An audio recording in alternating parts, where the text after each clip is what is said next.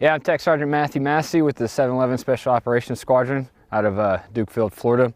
We're out here with the medics just doing some, medical training on a small aircraft.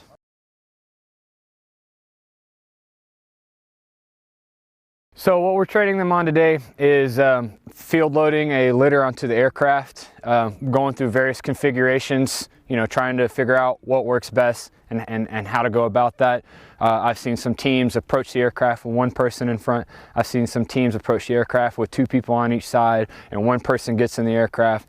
We're just going over gear securing and all that, trying to determine what's the best way to load your gear around the litter so you can still operate, how to maneuver about once you're inside.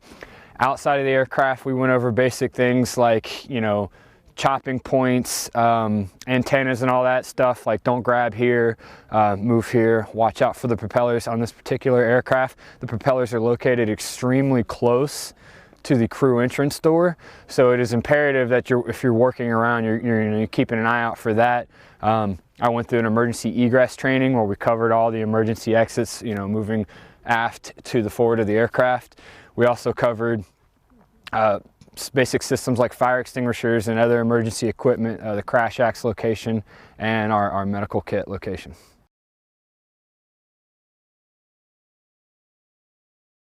It's going to benefit them, muscle memory, basic muscle memory.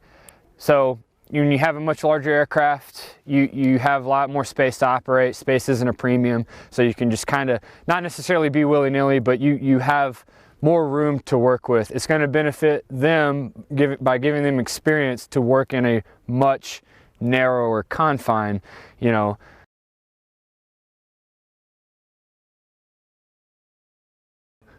come out here, we train, and we work hard to get this stuff down, so when someone's life is in danger, this will really pay off downrange,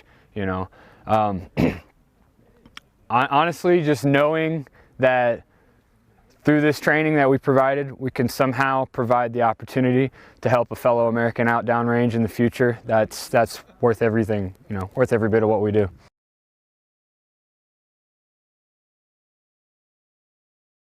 So it was nice to get to work with our French counterparts. Now we're increasing interoperability in sharing tactics, techniques, and procedures, and just kind of learning for each other. So it's great to build that sort of relationship, to foster future engagements between us. Emerald Warrior as a whole has also been kind of challenging due to the weather aspect. So it's great that it's more real world training to have to deal with things like inclement weather. How do we work around that? How do we still make this job go? We all still have a job to do. We all still have to come out and execute. So it's more of a challenge of how do you deal with real world conditions, because not every day downrange is going to be clearing a million. Not every day downrange is going to be perfect.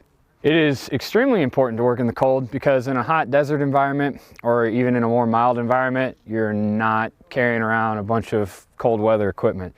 You add something simple as a jacket under your harness, now you have extra bulk you have to move around.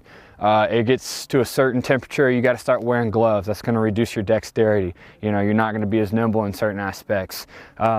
You might have to wear additional gear and equipment that you normally wouldn't in a hot weather environment, and that just adds more bulk, more restrictive movement. When you're trying to get onto a small aircraft, especially, now you have more things that can get caught on stuff. You really need to be cognizant of your environment when you're working like that. So being able to actually practice this in a cold weather environment will pay dividends.